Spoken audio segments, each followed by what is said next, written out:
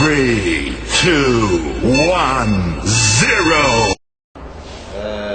بسم الله الرحمن الرحيم. شبكة السويس الإخبارية بتتواصل مع الأحداث اللي بتقدمها الشبكة في عرضها وحلها.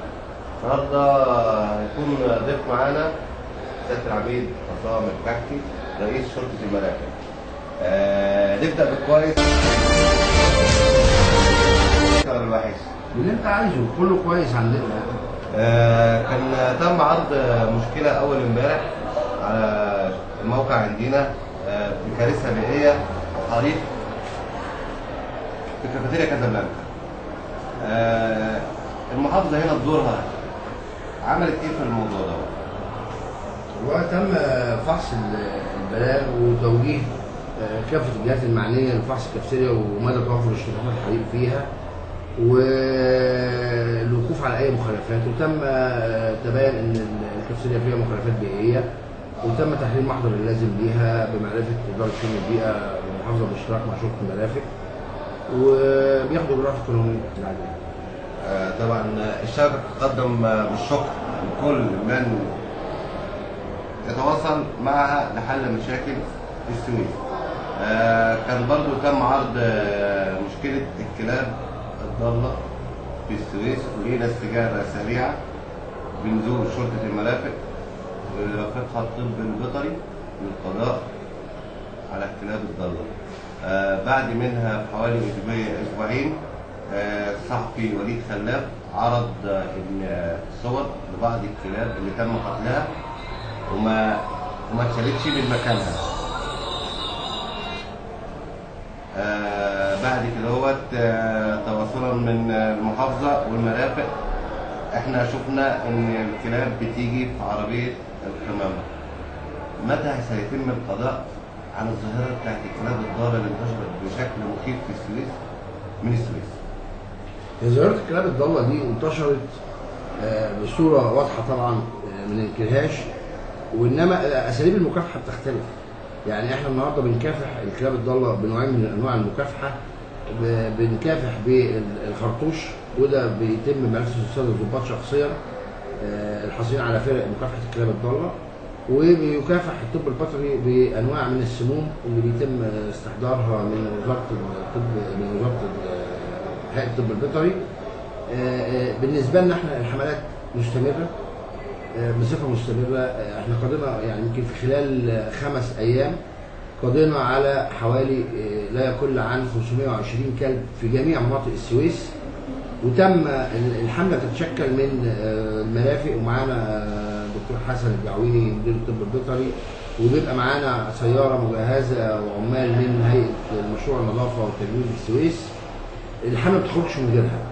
بيتم القضاء على الكلاب الضالة ورفعها مباشرة في سيارات القمامة. ويمكن الموقع بتاعك كان من أوائل المواقع اللي سجلوا معانا وصول السيارات أمام المحافظة ومحملة بالكلاب اللي تم القضاء عليها. وكل حملة كان لا تقل عن أكثر من 100 كلب. إنما إحنا في طريقنا للقضاء على هذه الظاهرة، إنما انتشار الظاهرة في أماكن أطراف المحافظة الجبلية بيؤدي إلى صعوبة مكافحتها، لأن الكلاب بتيجي تنزل على صناديق القمامة وبترجع تاني للمناطق الجبلية اللي هو ما ينفعش إحنا نخشها بالعربيات، إنما بيتم بالفعل مكافحتها أثناء نزولها في الصباح الباكر لتناول طعامها من صناديق القمامة. وبرضه تم التنسيق مع جهاز القمامة برفع القمامة بصفة مستمرة من الاماكن المتطرفه عشان تمنع وجود الكلاب في الاماكن السكنيه. الموضوع اللي احنا عرضناه كان يعني ده حديث الشارع السويسي، يمكن حديث مصر كلها بعد الثوره، اللي هو الاشغالات او احتلال الاماكن اللي هي الاراضي املاك الدوله. متى سيتم الانتهاء من هذه المشكله؟ هل سيبقى الحال كما هو عليه؟ مفيش حاجه اسمها تبقى الحال كما هو عليه. يعني الدولة دولة قانون، وإحنا منفذين لهذا القانون. إنما كثرة المخالفات تبين للمواطن إن مفيش مكافحة، إنما المكافحة مستمرة. إحنا في خلال أسبوع عاملين 27 محضر بيئة، عاملين منفذين 4 قرارات غلق أماكن غير مرخصة، برضو منفذين قرار ايقاف مباني، عاملين 54 محضر سرقه مياه بالاشتراك مع هيئه قناه السويس. بعض الموظفين بيسرقوا الميه يتم اتخاذ الاجراء القانوني بالاشتراك معانا وهيئه قناه السويس المسؤوله عن الميه داخل المحافظه. عاملين 112 محضر اشغال طريق على القانون الجديد وتشديد العقوبه فيه.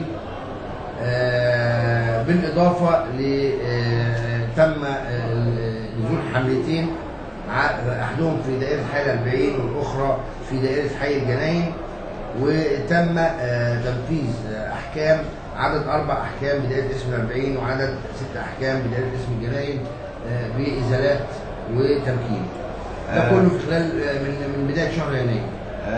منذ ايام ليست بعيده تم الاستيلاء على قطعتي ارض في شارع النيل، وتم معرفتها بالصدفه لما الراجل المقاول او صاحب العقار اللي بيتبني كسر ماسوره ميه، وفوجئنا ان الارض اللي هو بيبني عليها دي ملك من املاك الدوله.